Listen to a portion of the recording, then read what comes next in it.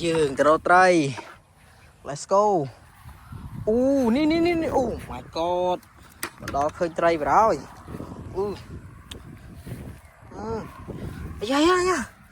Yeah, tray canh. Ăn mùi bạn.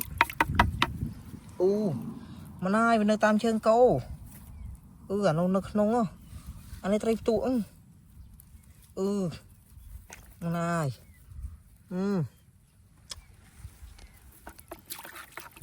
Anh ấy nó không nè. Bạ vô vào rồi.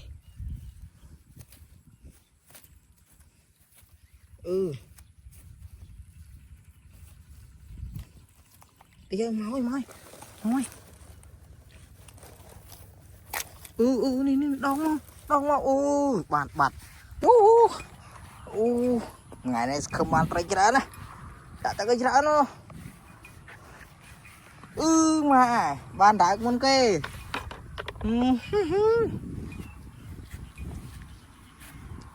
ai da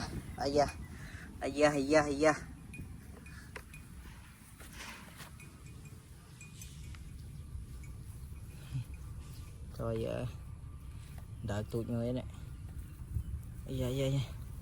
ai da ui bàn mùi vậy ai da lung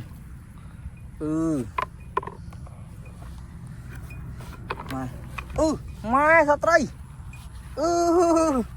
trai ra mày ai da đợi bạn mùi rút nam ơi ai da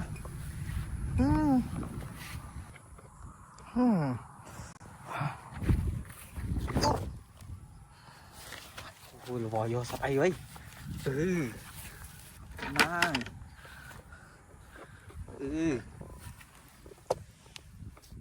kia mày trao chỗ là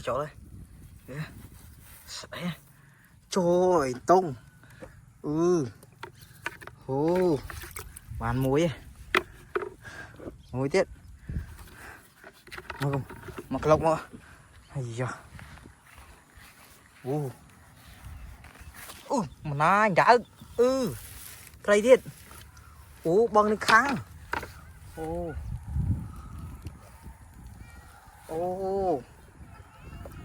đã yeah chạm về mấy cái này let's go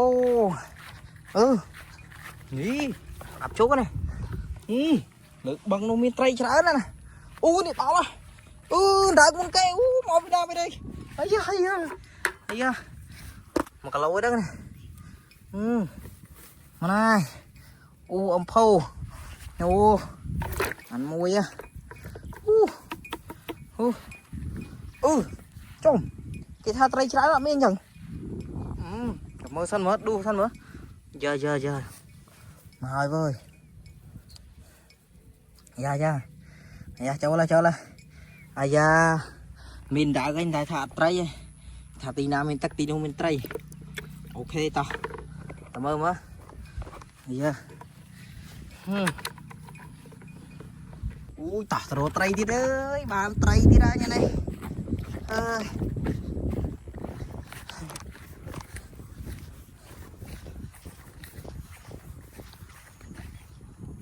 mà này sạch ấy vậy đáng là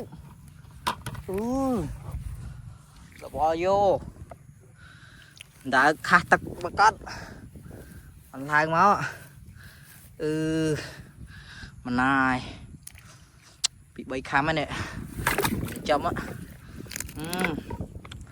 là người máu à ai da ra mà mơ thiên mà gì sạch ấy à màu tí nào